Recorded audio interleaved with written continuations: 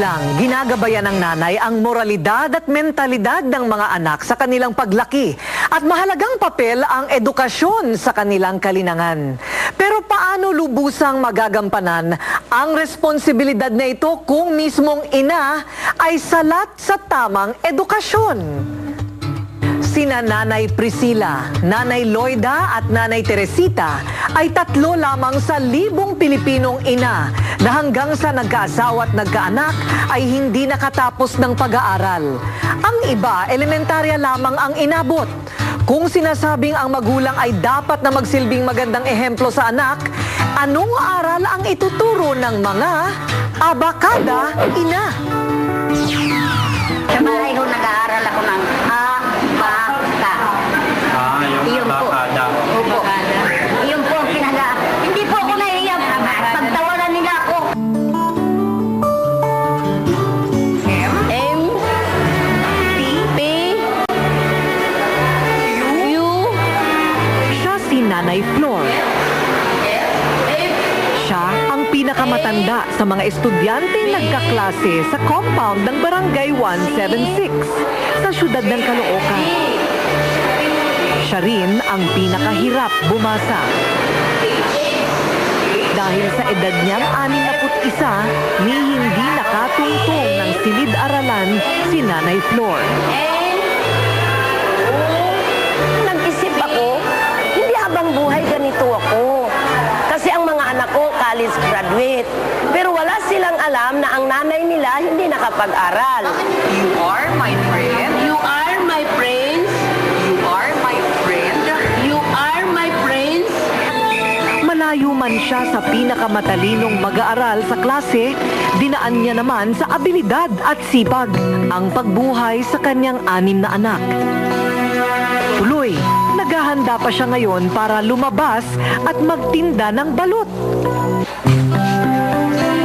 Ako'y magtitinda na ng balon. Kung napapansin ko ninyo na ako ay ika-ika. Ang masama sa loob ni Nanay Flor, Sabihin ng mga kapitbahay ko, ang tanda-tanda mo na, nag-aaral ka pa. Sana madagdagan ang utak mo.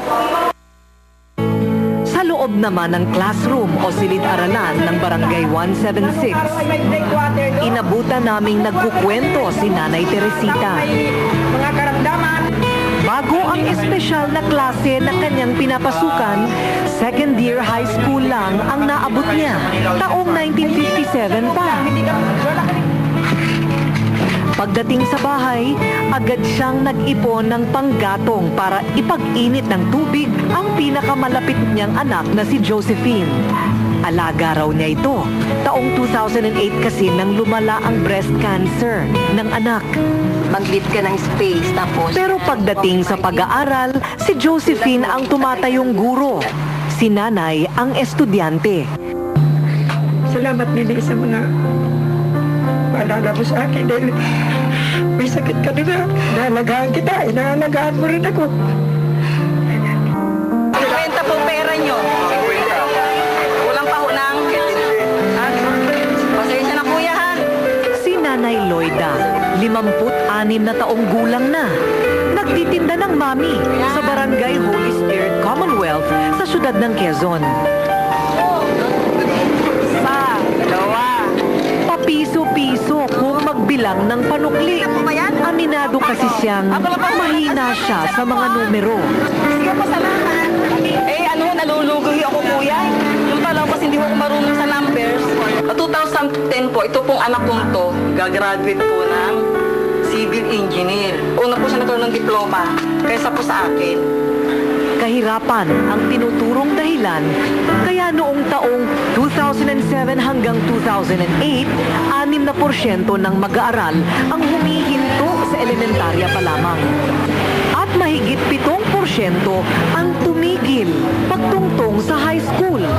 Nananatili pa rin yung ibang mga pananaw na hindi na kailangan mag-aral ng kababaihan dahil total mag-aasawa rin naman sila at mananatili sa bahay. No? Nitong nakaraang 6 na taon, umabot na sa nakaalarmang bilang ang hindi marunong bumasa at sumulat sa buong Pilipinas. 15 milyong Pilipino ang hindi marunong bumasa at sumulat. Marami marami ay mga ina na nakapako sa bahay dahil sa pag-aalaga ng bata. Ngunit sa ilalim ng Alternative Learning System o ALS, ay hindi na hadlang ang pagiging isang ina upang matuto at maibalik sa silid-aralan. Kaya naman, mareregaluhan na rin sila ng liwanag, silang mga tinuring na ilaw ng tahanan. So, Aling Lloyda, kailan kayo nagbalik dito sa pag-aaral? Nung pong last year po, Bago po yun, ano ba ang natapos ninyo? nag-first year high school po ako. Bakit? Anong nangyari sa buhay niyo? Kasi yung sa kakulangan din po ng financial, tapos busy rin po sa mga bata. Nung nalaman ko po ngayon pong ALS, sabi ko baka pwede ako dito. Kasi may AIDS na po ako eh, nahihiya na po. Wala na dyan, Sa klase ni Nanay Flor, napag-alaman naming isang pagsusulit na lang ang kailangan niyang maipasa bago siya makagraduate ng mababang paaralan. Kung kayo po ay makakapasa dito sa ating National Acceleration Test, automatic ay makakatapos na kayo ng elementary. Ganun rin po naman sa high school. Si Nanay Teresita, nakatapos na ng high school. Masayang balita para sa kanilang mag-ina. May good news eh. Bukod sa may edad na siya, tekwan lang nakapasa agad. Tapos eh, malagay ko, susunod na to ako na ibigay ng Diyos. Baka mabalik ang lakas kung dati kong lakas. Hihila ko ng Diyos. Pero hindi kinaya ng pag-aaruga at lubos na pagmamahal ng ina ang malalang sakit ng anak.